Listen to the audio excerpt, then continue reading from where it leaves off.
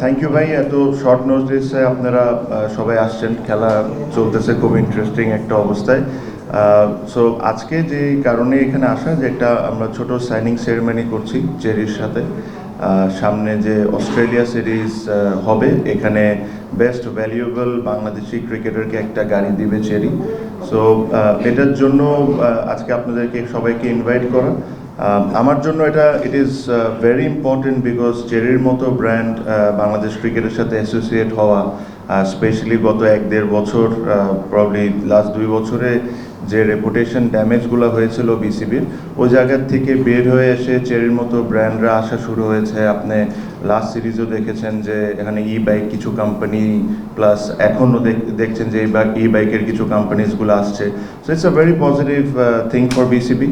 আর আমার কাছে যদি ঠিক মনে হয় যে বিসিবি রিলেটেড, নট বিপিএল, বিসিবিতে লাস্ট মনে হয় এরকম কোনো গাড়ি দেওয়া হয়েছিল আমরা যখন খুব সম্ভব ফার্স্ট টেস্ট যখন আমরা জিতি ওই সিরিজটা, ওটাও আমার ভাই পেয়েছিল, নিশানের একটা গাড়ি ছিল।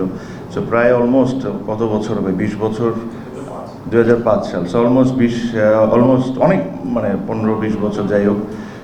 এটার পর এরকম আবার এই চেরি উদ্যোগটা নিচ্ছে। আমি সুমন ভাইকে ধন্যবাদ জানাতে চাই। আমি নিজেও এই ব্র্যান্ডের সাথে অনেক বছর ধরে অ্যাসোসিয়েট ছিলাম, আছি।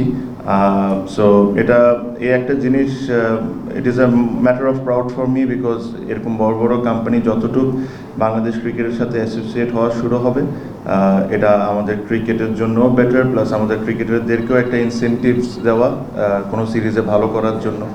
সো এই কারণেই খুব ছোট এই সেরেমনিটা হবে। আমরা একটু সাইনিং সেরেমনিটা করে আমরা, আই এম শিওর আপনাদেরও লাঞ্চ টাইম আছে, আপনারাও লাঞ্চে ফিরে যায়। আর ইনশাল্লাহ যে আমাদের যে লক্ষ্য আজকে বাংলাদেশের যে খেলা, ওই খেলাটা আমরা কমপ্লিট করব।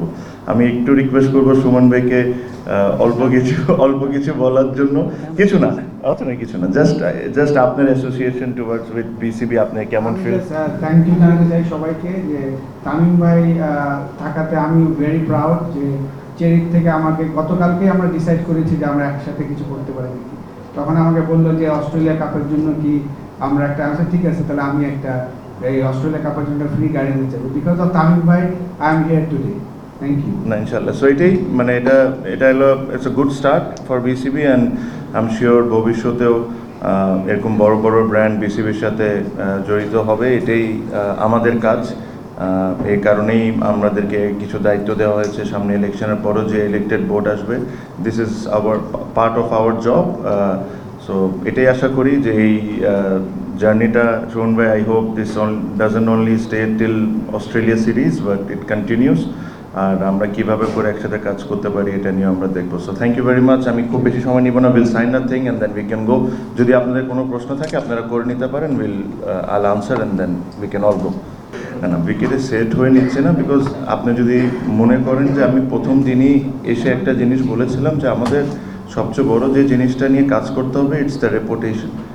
আর আপনি রেপুটেশনটাকে কীভাবে ঠিক করবেন?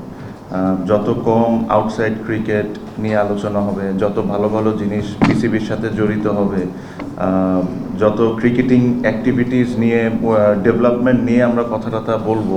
সো রেপুটেশন জিনিসটা এভাবে আস্তে স্টেপ বাই স্টেপ জিনিসটাকে ঠিক করতে হবে। এটা একদিনে ঠিক হবে না, ঠিক এটা আস্তে আস্তে করে স্টেপ নিতেও আমরা ওই স্টেপগুলোই নিচ্ছি। আমি আবারও বলি যে আমি যদি বসে চিন্তা করি যে কে 11 জনে খেলবে বা কে কেমনে ব্যাটিং করবে আর বোলিং করবে, এটা কিন্তু আমার কাজ না, এটা আমার দায়িত্ব না। আমার দায়িত্ব হলো বিসিবি কিভাবে করে সঠিকভাবে চলবে, বিসিবিতে ডেভেলপমেন্ট কিভাবে করে হবে, ক্রিকেটারদের ফ্যাসিলিটিস আমি কিভাবে বাড়াতে পারি, বিসিবির আয় আমরা কিভাবে বাড়াতে পারি, কিভাবে আরও স্পন্সার্সদেরকে অ্যাট্রাক্ট করতে পারি।